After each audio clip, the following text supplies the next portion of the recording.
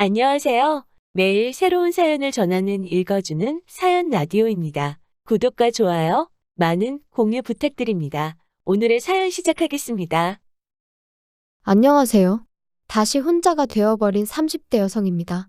그리고 오늘은 어디 가서 말하자니 제 얼굴에 침 뱉기 같아 하지 못했던 제 이야기를 해보려고요.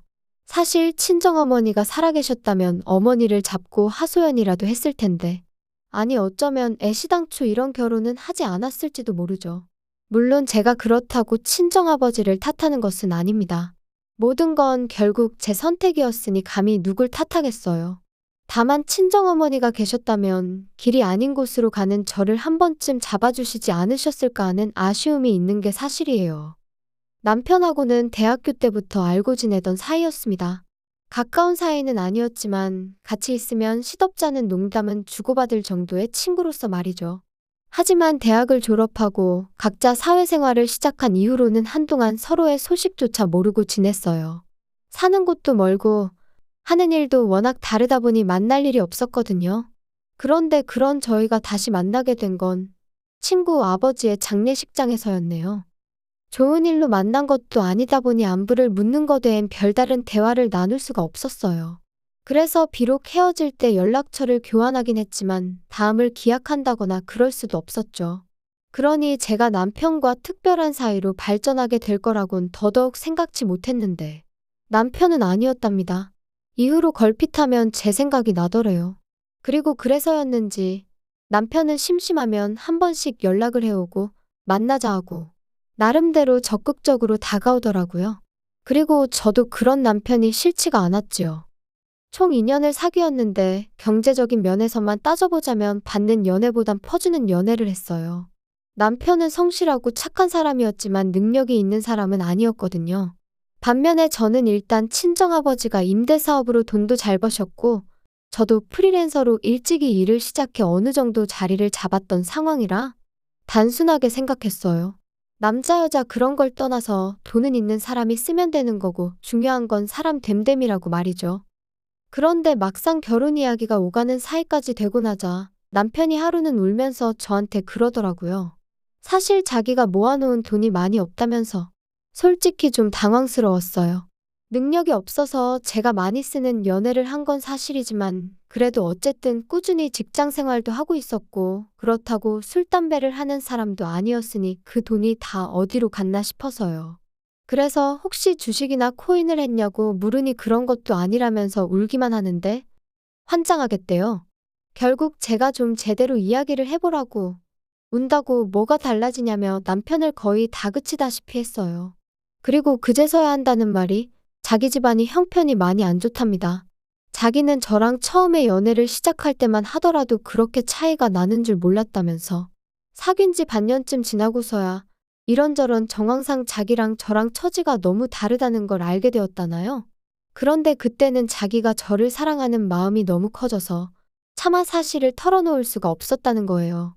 자기가 시쳇말로 쥐뿔 뭐 하나 가진 것도 없는 사람인 걸 알면 제가 떠날까봐 두려웠다면서. 그리고 그런 이야기를 듣고 있던 제 심정은 뭐라 한마디로 설명할 수가 없네요. 착실한 줄로만 알았던 사람이 모아둔 돈은 없다지. 그리고 그 이유가 전부 다 형편이 어려운 시부모님한테 들여서라니. 한마디로 눈앞이 깜깜했달까요? 하지만 그래도 결국 결혼하기로 했습니다. 시작은 친정아버지의 도움을 받기로 했고 이후로는 둘이서 착실히 모아가기로 약속하면서요. 그런데 집이라던가 식장이라던가 비교적 굵직굵직한 일들이 정해지고 났을 무렵 남편이 저한테 한 가지 부탁을 해왔는데 제가 집을 해온다는 이야기를 시부모님한테 안 했으면 좋겠다대요? 시부모님이 워낙 사고방식이 옛날 분들이라서 저희 쪽에서 집을 해온다 하면 당신들 아들 팔려간다고 난리가 날 거면서 말이죠. 솔직히 좀 탐탁치 않았지만 남편이 몇 번이나 미안하다며 부탁한다 하는 그 주눅든 모습이 안쓰러워 결국 알겠다고 했어요. 그런데 더 황당했던 건 그 와중에 남편이 예단 이야기를 꺼내는 거예요. 그래도 시부모님 옷 한 벌은 해드리고 신우 가방 하나는 챙겨줘야겠지 않냐 그 정도는 기대하시는 것 같다 그러면서요. 어이가 없더라고요. 나는 집까지 해가면서 말도 못하고 금반지 하나 해준다는 소리도 못 들었는데 그래서 이런 와중에 이거저거 입맛대로 다 따져야겠으면 결혼 자체를 다시 생각해보자 했습니다. 내가 당신 하나만 보고 하는 결혼인데 벌써부터 이래저래 시부모님 기분까지 다 맞춰드리라고 하니 부담스럽고 불편하다고요.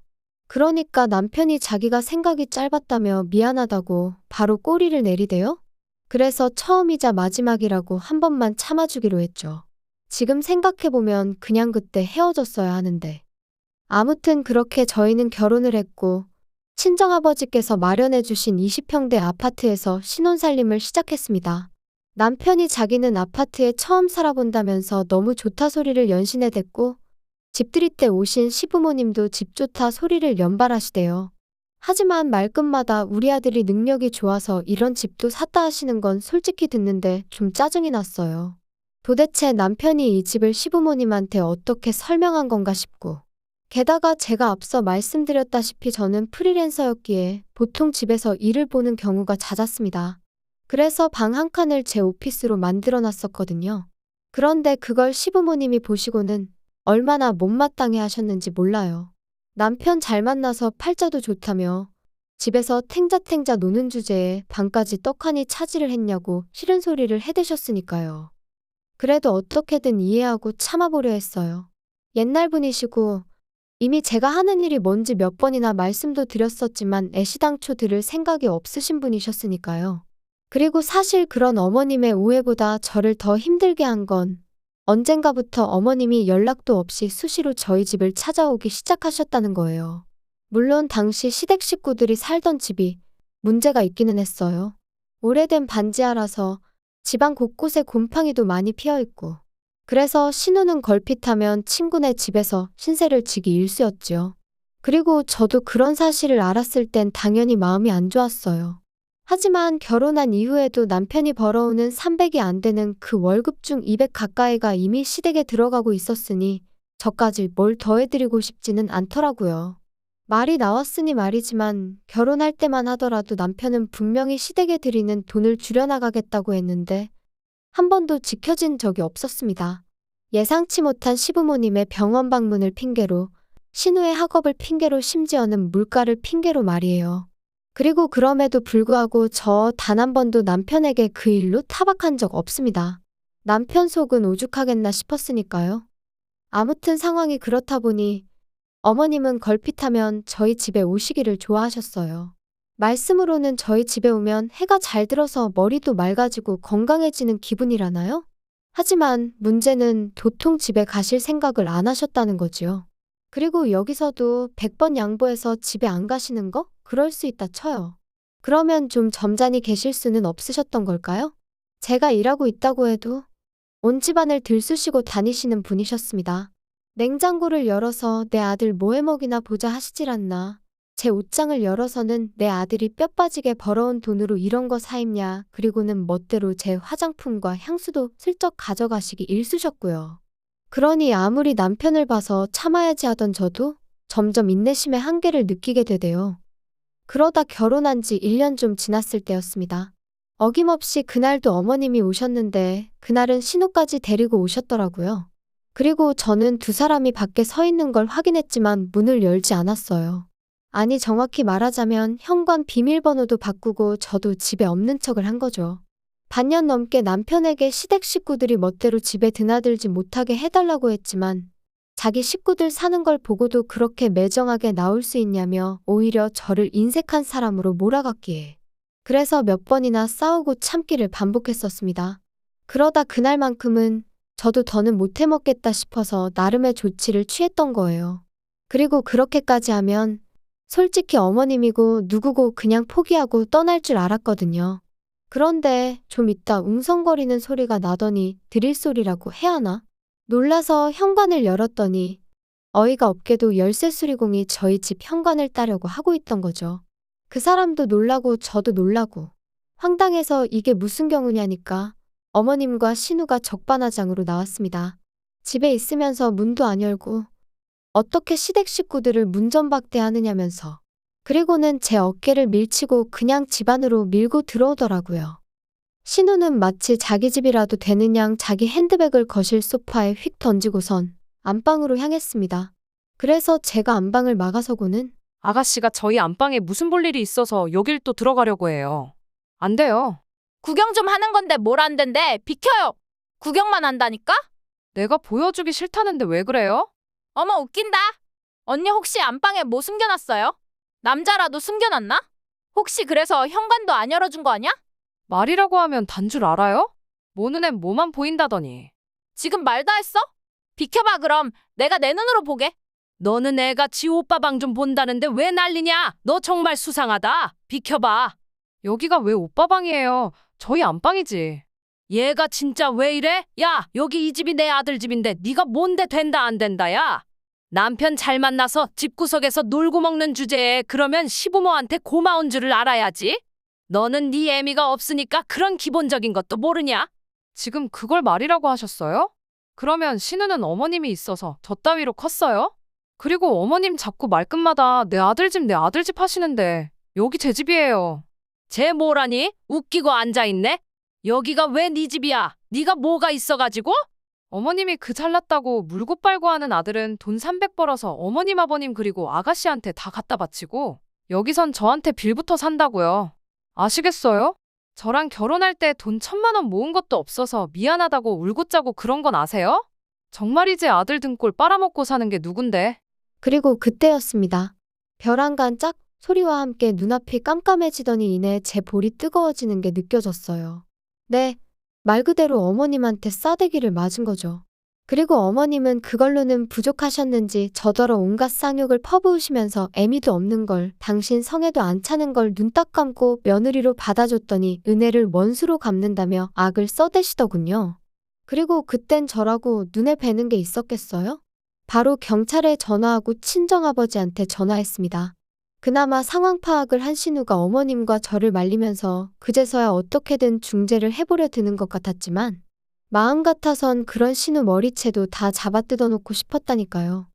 그리고 얼마 지나지 않아 경찰도 오고 친정아버지도 오시고 남편도 오고 제가 폭행으로 어머님을 신고하려 하자 경찰은 경찰대로 난감해하고 아무튼 아버지가 일단은 얘기부터 하자셔서 경찰만 돌려보냈어요. 그리고 저는 더는 이렇게는 못 산다고 남편더러 이혼하자 했습니다.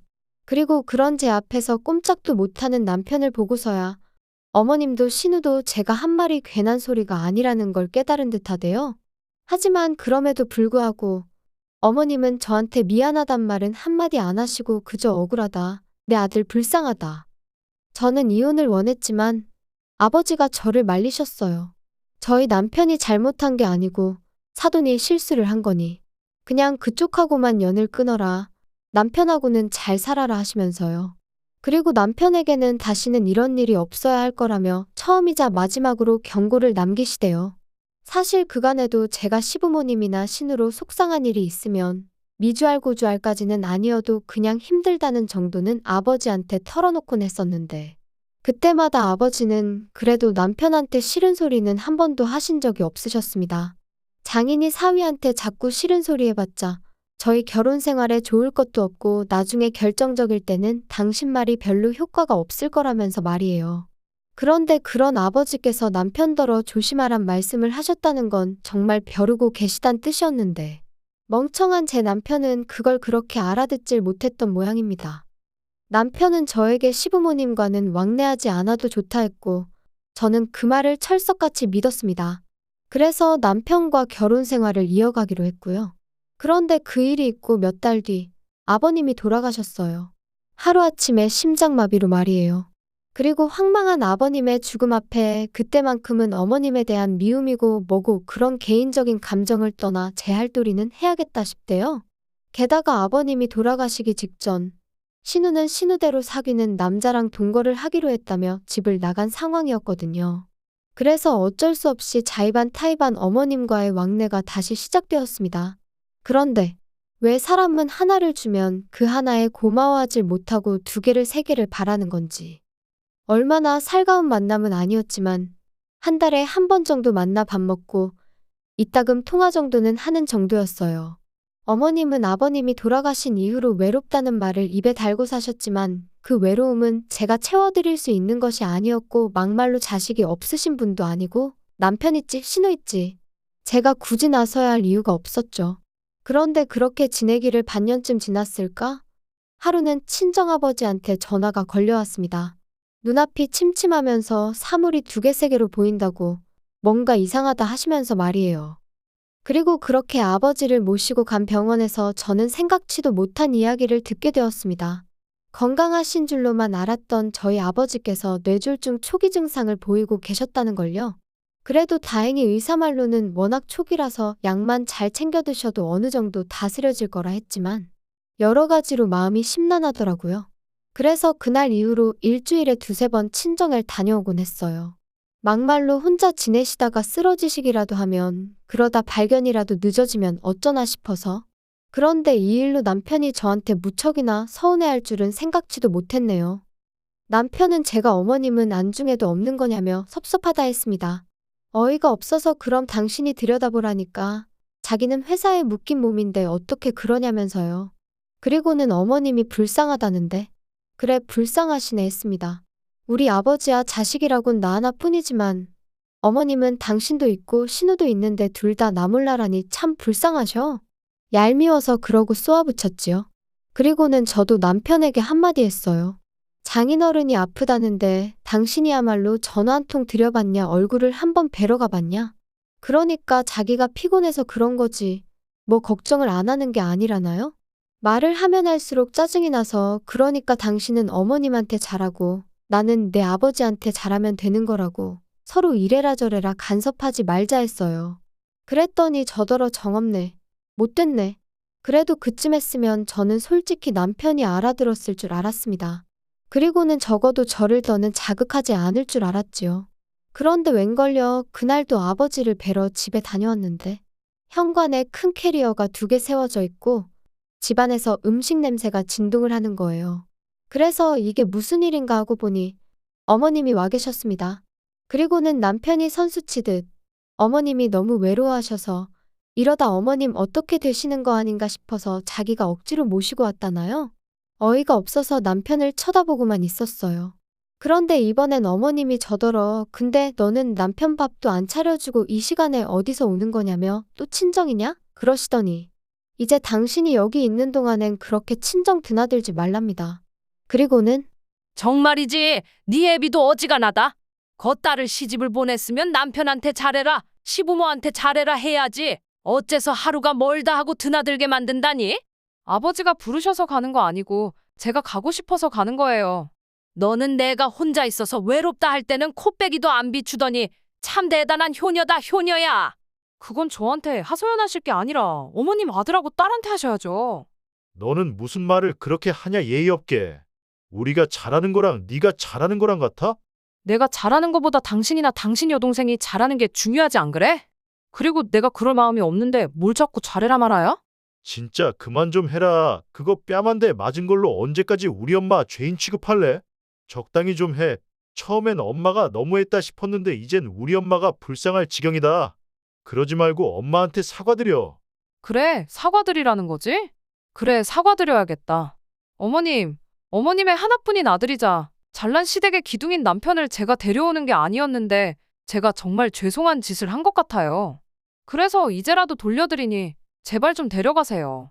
그리고 저는 큰 가방 하나를 꺼내서 남편의 옷가지와 짐을 쓸어 담았습니다. 그리고는 현관 앞에 있던 어머님의 캐리어들과 같이 복도에 내놨지요. 남편이 황당하단 표정으로 쳐다보는데 그러던지 말던지 어머님이 하시던 음식 싱크대에 다 부어버리고 나가시라 했습니다. 그렇게 외로워하셨으니 아들도 데리고 가시라고. 저도 어디서 그런 힘이 나왔는지 모르겠는데 정말 있는 힘껏 두 사람을 집 밖으로 밀어냈다니까요. 그리곤 저도 저대로 짐 챙겨서 아예 친정으로 가버렸어요. 그리고 이튿날부터 남편과 어머님이 번갈아 가며 연락을 해왔는데 아주 자기들끼리 용서를 해준다고 했다가 또 자기들이 뭘 그렇게 잘못했냐고 했다가 이랬다 저랬다 말 바꿔가며 사람을 얼마나 귀찮게 하던지요. 하지만 남편에게는 변호사 통해서만 이야기하자고 통보해놓고 이후로 정말 그렇게 했어요. 그러니까 남편도 처음엔 난리를 치더니 나중엔 방법이 없다 싶었는지 순순히 이혼해주겠다대요. 아마 자기도 변호사 만나보고 방법을 찾아보려 했겠죠. 그런데 없었겠죠. 애시당초 자기가 이 가정에 기여한 바도 없고 제가 위자료 내놓으라고 안 하니 그것만으로도 어쩌면 감지덕지였을지도요. 아무튼 그래서 이제 남남이 되었고, 어머님은 그제서야 당신이 미안했다면서 뭐, 우리 이제 다 내려놓고 처음부터 다시 시작해보자는 무슨 말 같지도 않은 소리를 하시던데, 제가 그런 말이 귀에 들어오기나 했겠어요? 그냥 지치고, 지겹고 힘들다고 그만 괴롭히시라 했네요. 제가 내린 결정에 후회는 없습니다. 미련하리만치 남편을 품어주고 최선을 다했으니까요. 이제 이 글을 마지막으로 제 인생에서 남편이고 시댁 식구들이고 제 기억 속에서 날려버릴 겁니다. 긴 이야기 들어주셔서 감사합니다. 오늘의 사연은 여기까지입니다. 구독과 좋아요, 알람 설정해주시면 앞으로 더 좋은 사연으로 찾아오겠습니다. 감사합니다.